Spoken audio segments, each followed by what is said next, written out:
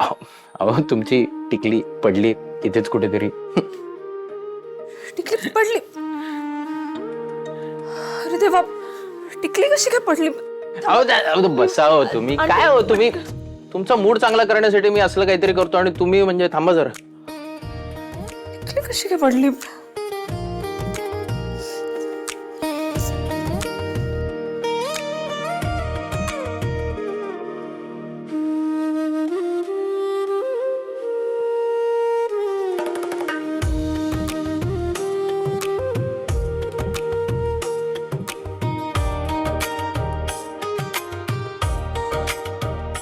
जपत जावं मला,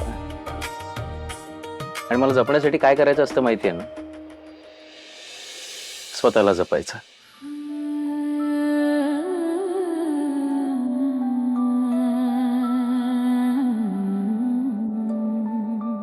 अर्पिता मॅडम, मी तुम्हाला एक वचन दिलं होतं. आयुष्यातल्या छोट्या छोट्या आनंदांना आपण कधीही पारखं होणार नाही. अजून एक वचन देतो. या दोन्ही घरातली तुमची विस्कटलेली नाती मी तुम्हाला परत मिळवून देईन, आणि जोपर्यंत ती मिळणार नाहीत तोपर्यंत मी शांत बसणार नाही. प्रॉमिस.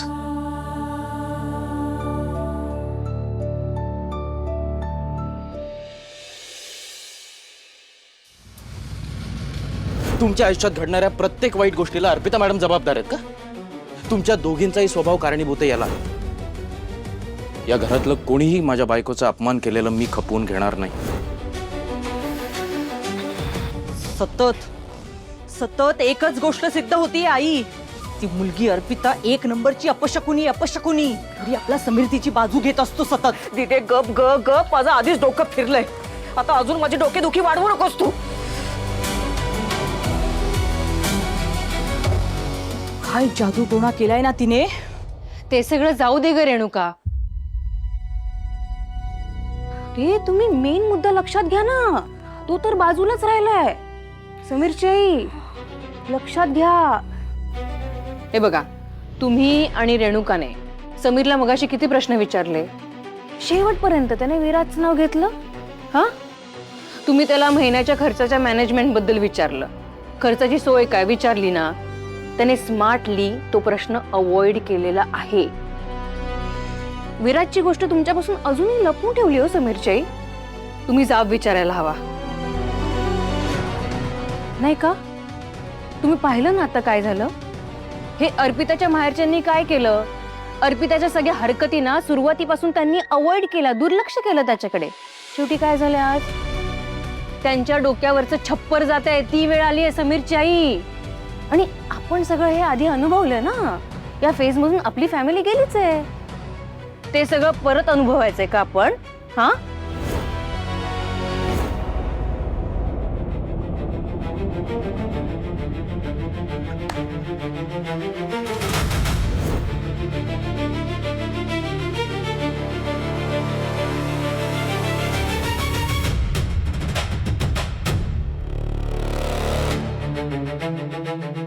काय बोलताय तुम्ही समीरचे बाबा? मला काही कळत नाहीये. तुम्ही स्पष्टपणे बोला ना. काय ग रेणुका, काय बोलतायत हे? ते म्हणताय तुझ्या समोर हात जोडतो, आता काहीही करू नकोस.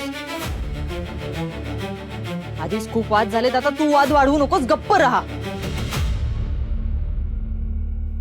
समीरचे बाबा काय?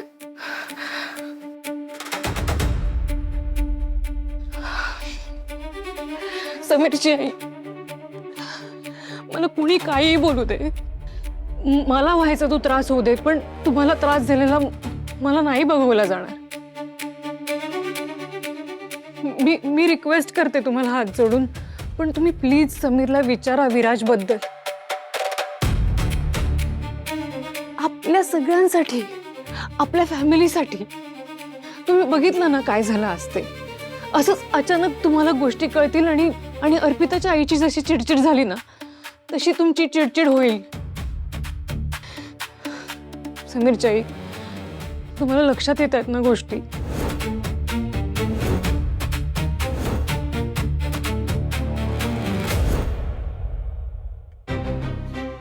काय करावं ना खरंच कळत नाहीये.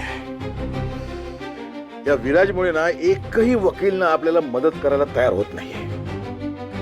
बाबा तुम्ही नका ना एवढं टेन्शन घेऊ. मी हवं तर माझ्या बाबांशी बोलून बघते. नाही कल्याणी, अगं इथली परिस्थिती ऐकून काय वाटेल बापाच्या जीवाला. बरं मला सांग, निकी कुठे आहे? ती अर्पिताकडे गेली आहे का? आणि आपली कविता कुठे आहे? नाही बाबा, निकी इथेच खाली गेली होती आणि आई कदाचित मावशींकडे गेल्या असाव्यात. मगाशी खूप रागात होत्या ना, शांत होऊन येतील. आई चल, निखिल मला सोड.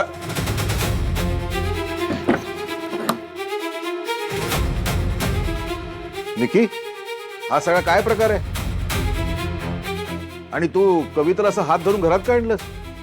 आणि तुम्ही दोघी कुठे गेला होतात? तुम्हाला माहितीये बाबा आई कुठे गेली होती? दीच्या चाळीत तमाशा करून आली आहे तिकडे.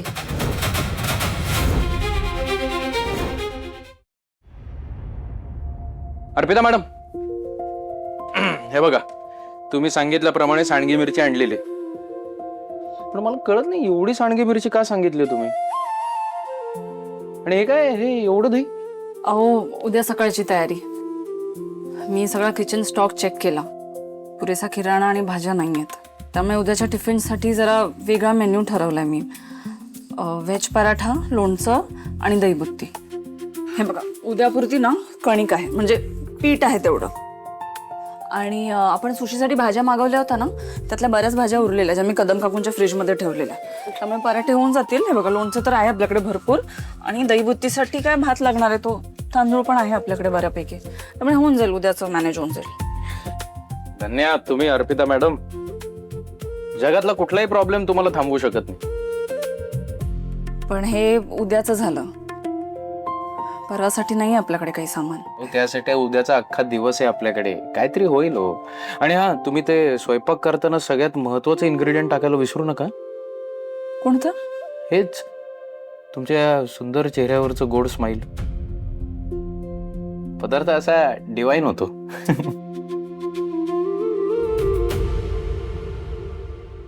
देशमाने,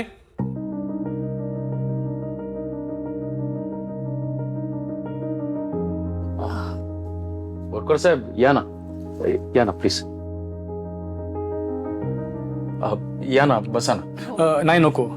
ऍक्च्युली मी तुमच्या मोबाईलवरती उद्याच्या इव्हेंटचा मेन्यू पाठवला होता, पण त्यावर तुमचा काही रिप्लाय आला नाही, कॉल सुद्धा लागला नाही. म्हणून स्वतः जाऊन खात्री करावी की तुम्हाला मेन्यू मिळालाय की नाही. नाही, आम्हाला मेनू मिळालाय सर, पण म्हणजे मी तुम्हाला स्वतःहून फोन करणार होतो. उद्याची ऑर्डर देणं आम्हाला शक्य होत नाहीये. काय?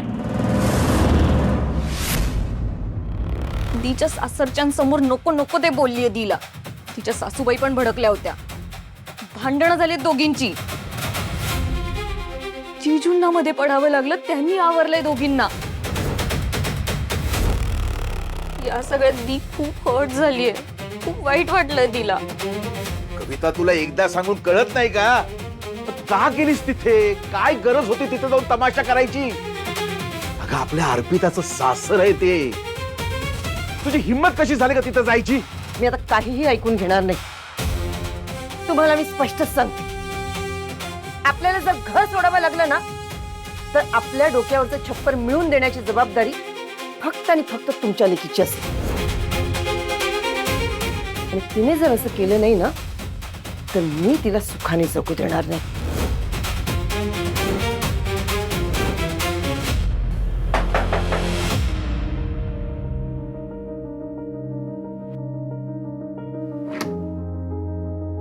निशिकांत पुरोहित, हो. तुमचं लेटर आलंय. हा. सई.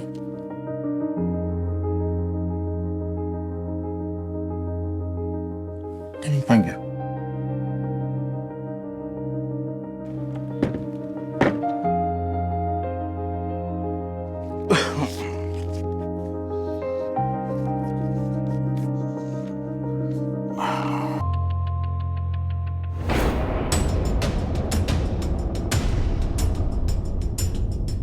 आपल्या नचिकेतचं नुसतं तोंडी बोलून समाधान झालेलं दिसत नाहीये.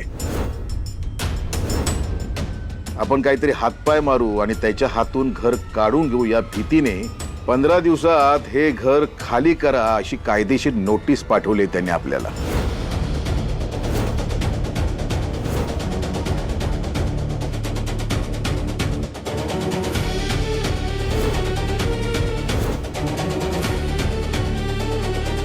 हेच बाकी राहिलं होतं. बाबा आता कसा मार्ग काढायचा यातून? आता ह्या सगळ्यातून आपल्याला फक्त अर्पिता दी आणि समीर जिजूच बाहेर काढू शकतात.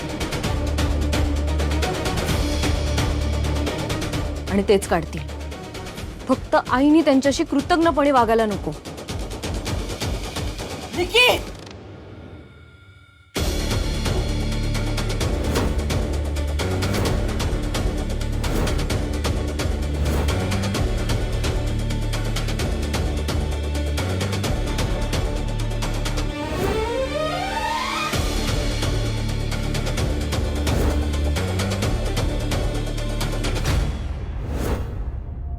तुम्ही काय बोलताय? मी आधीच मॅनेजमेंटला कमिट केलंय, ऑर्डर प्लेस झाली असं देखील सांगितलंय आणि तुम्ही अचानक नाही म्हणताय. सर हे बघा मला कळतंय, पण आमचा थोडा प्रॉब्लेम झालाय. प्लीज विश्वास ठेवा आमच्यावर. आम्ही खरंच खूप प्रयत्न केला, पण नाही आम्ही ऑर्डर पूर्ण करू शकत. सॉरी सर, तुम्ही थोड्या ॲडव्हान्सची जर सोय करू शकलात तर आम्ही अजूनही ऑर्डर पूर्ण करू शकतो. रेशमाने ही ऑर्डर तुम्हाला दिली ना तेव्हाच सांगितलं होतं की कंपनीच्या पॉलिसीप्रमाणे इव्हेंट पूर्ण झाल्यावर तुम्हाला पूर्ण पेमेंट करण्यात येईल. मग ॲडव्हान्सचा प्रश्न येतो कुठे? आणि ॲडव्हान्स नाही मग तुम्ही ऑर्डर कॅन्सल करताय. दिस इज टोटली अनप्रोफेशनल. आणि उद्या जर 4 ठिकाणी मी ही गोष्ट सांगितली तर तुमच्या किचनच्या रेप्युटेशनवर काय परिणाम होईल याचा अंदाज आहे तुम्हाला? नाही सर, ॲडव्हान्स मिळत नाही म्हणून ऑर्डर कॅन्सल करतोय असं नाही आहे.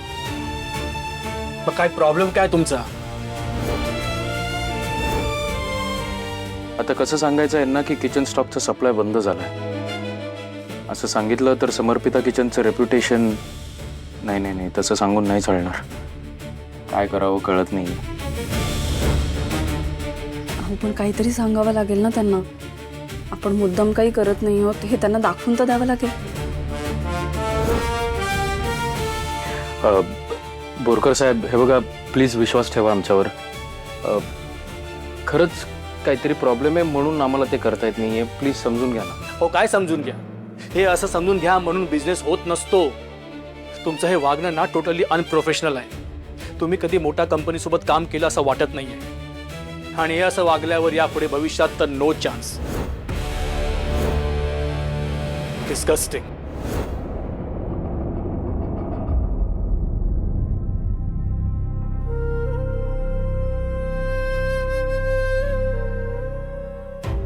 काय झालं?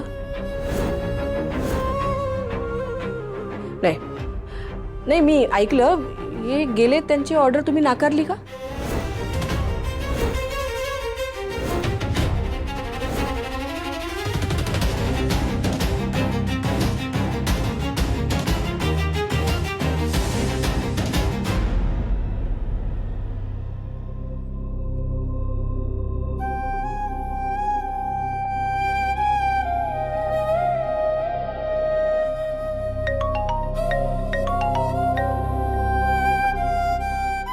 हॅलो निकी, यार घरी काय सिच्युएशन आहे आणि तू ठीक आहेस का? काहीच ठीक नाहीये रे. सगळं इतकं प्रॉब्लेमॅटिक झालंय ना. सिच्युएशन इतकी वर्स झाली की कोणी कोणाला धीर द्यायचा, कोणता प्रॉब्लेम आधी सॉल्व्ह करायचा काहीच कळत नाहीये. नचिकेत दादा जे काही वागला त्यामुळे कोणातही काही विचार करण्याची कॅपॅसिटीच उरली नाहीये रे. मग सोल्युशन तरी कसं मिळणार? निकी हे बघ, डोंट वरी, होईल manage. Salil, sorry. I am really very sorry. Sorry कशासाठी? माझी आई आज तिथे येऊन जे काही वागली ते रॉंग होतं यार. तिने सगळ्या चाळीसमोर असा तमाशा करायला नको होता. घरातल्या गोष्टी घरातल्या 4 भिंतींच्या सॉल्व्ह झाल्या असत्या, पण त्या अशा 10 लोकांसमोर आणल्या आणि सगळंच बिघडलं रे. सलील, तुझी आई पण चिडली असेल ना? माझी आई आणि तुझी आई आधीच एकमेकींचं तोंड बघायच्या नाही, त्यात आता आज हे टेन्शन आलंय रे मला. आपल्या रिलेशनचं फ्युचर काय आहे हेच कळत नाही रे.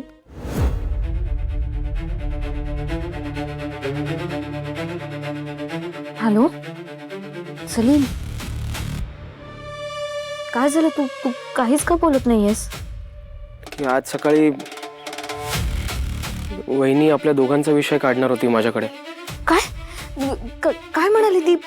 आणि आणि काय म्हणणं होतं तिचं? तू तू तू काय बोललास? नाही हे बघ, म्हणजे काही विषय काढणार त्याच्या आत ब्रो आला, त्यामुळे तो टॉपिक थांबला तिकडे. ऍक्च्युली वहिनीनी थांबवला. Thank God. Salil, I feel पुढचे काही दिवस आपण या विषयावर न बोललेलंच बेटर. ऑलरेडी इतके प्रॉब्लेम सुरू आहेत, त्यात जर आपल्या रिलेशन बद्दल कळलं तर. हा ना यार, म्हणजे आय कांट इवन इमॅजिन काय होऊ शकतं ते.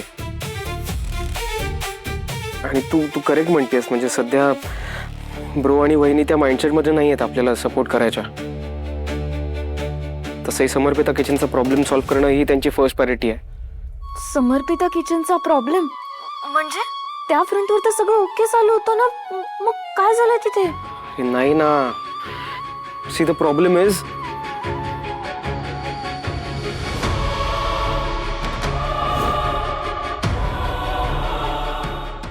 सलील, ती आणि जिजू खूप टेन्शन मध्ये असणार ना. आधी ह्या सगळ्या गोष्टी सॉर्ट झाल्या पाहिजेत, आणि या सगळ्या पिरियड मध्ये आपल्यामुळे ती आणि जिजूंचा त्रास अजून वाढायला नको. आता तरी कुठल्या गोष्टीचा काय इफेक्ट होईल काहीच सांगता येत नाही. गरज पडल्यास पुढचे काही दिवस आपण भेटणं बंद करूया.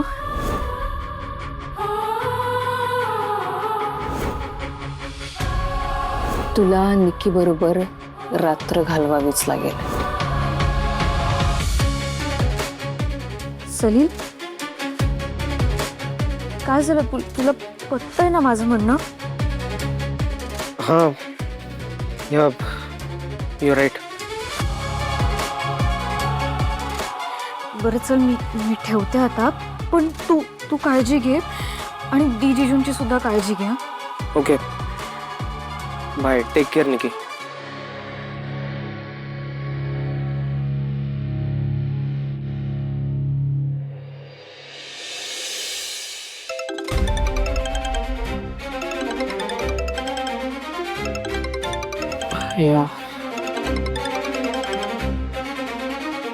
अरे राजा, हा काय नवीन लफडं करून ठेवलंयस तू? नाही, मी काय नाही केलं. काय झालं? काय नाही, तुझ्या त्या इंग्लिश बोलणाऱ्या हायफाय राजेशी मॅडमचा फोन आला होता मला म्हणायला सलीलचं लक्षण काही ठीक दिसत नाहीये, माझं तो काय ऐकत नाहीये, मग मी त्याला पैसे कशाला द्यायचे? हे बघा, तसं काही नाहीये. तुम्ही लोड न घेऊ, ती राजसी देईल पैसे, म्हणजे काय प्रॉब्लेम नाही.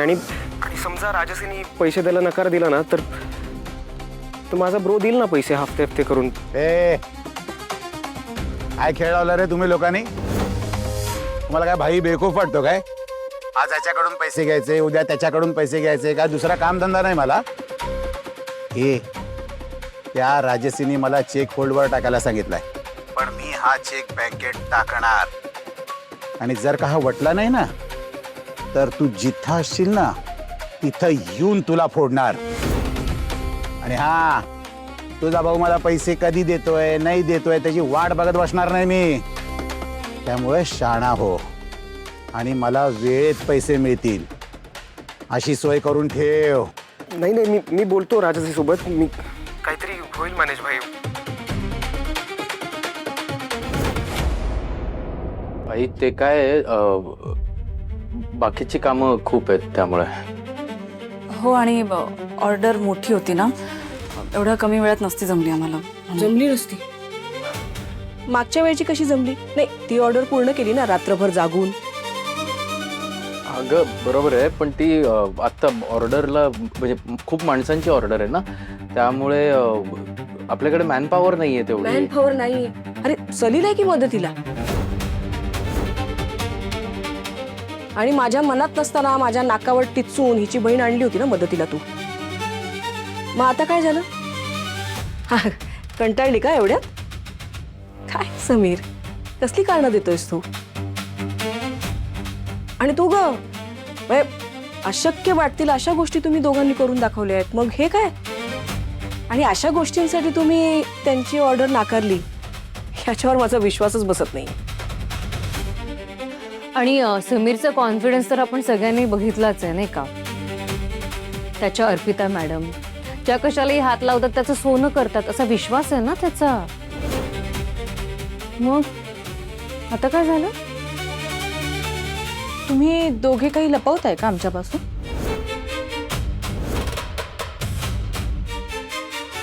इतके दिवस दिला ना माल, केलं ना आपला आपला म्हणून क्रेडिटवर माल दिला ना तुला. आता नाही जमणार मला, सगळं डोक्यावरनं पाणी चाललंय.